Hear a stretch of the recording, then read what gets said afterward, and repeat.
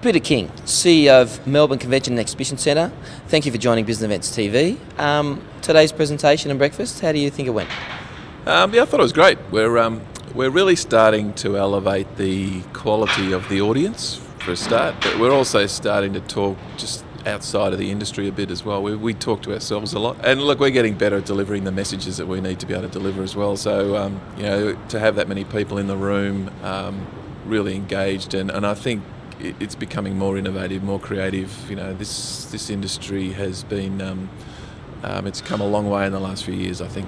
It certainly has evolved. And how do you think the new ICC will affect the MEC? Look, we've picked up a little bit of business in the meantime while they knock it over and rebuild.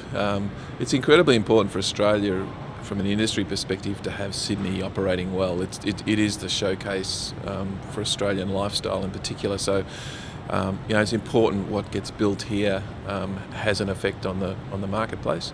I don't believe it's going to alter our offer in Melbourne. It's we're sold out for the next 3 or 4 years. We're very, very busy, and I think there's more than enough business to go around both locations, including some of the other locations around Australia. So I think the industry has a capacity to absorb what's being done. Bit disappointing, I think, that we're not getting more space in Sydney. The industry needs more space, and what they're doing is really rebuilding and building what we've already got. It'll be glitzier and more glamorous and more exciting in a whole lot of different ways. But I think ultimately, from a Melbourne perspective, functionally, and from an ease of doing business and from a destination perspective, Melbourne's got Sydney covered in a business events perspective very easily. So I'm very confident in our offer. But I'm also, from an industry perspective, we do need Sydney to be successful. And how is Melbourne competing with the international market? Look, we're out in the marketplace as aggressively as we always have been. I think Melbourne, probably for the last decade, has led the world in a lot of ways in selling its destination and getting major international business into the city. We've got 3 or 4 of the biggest medical and scientific conventions in Melbourne in the next 12 to 18 months. So we're delivering what we said what we could. So that's great. But international is becoming more and more challenging. There's more and more infrastructure being built around the world. There's more and more cities and governments investing in and attracting events to support the infrastructure. So while we led the way, I think for a long time, the world's caught up, and we need to be going to the next level. And we've got some plans to do that, which I won't tell you about. And what do you think the next level is? Look, it's probably a different mindset a little bit. It's not your major 20,000 delegate pieces of business. That's becoming more and more difficult, and we've got a lot of that now anyway, so it's not going to come back on a rotation sense for a while.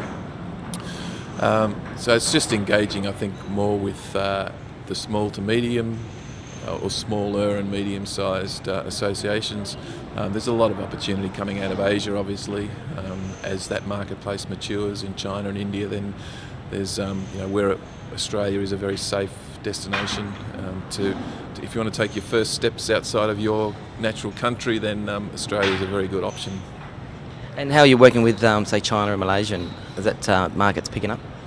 Look, our bureaus have got offices in Asia. We've got 3 or 4 offices around China and Asia, so we work those offices really hard. We work with the local government. We've got a strategy around aligning our potential business with key sectors that government are focusing on investing with. So that really works quite well. But it is hard work, and it's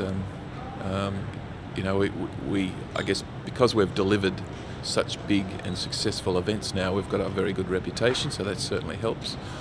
But yeah, it's hard work. Yeah, it's hard work, and I'm sure the ICC will benefit Australia as a whole.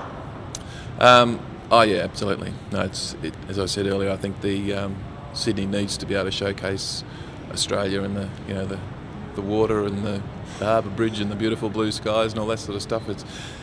A lot of people need to see that, and then they come to Melbourne when they want to do business. Peter King, thank you very much for your time. Pleasure.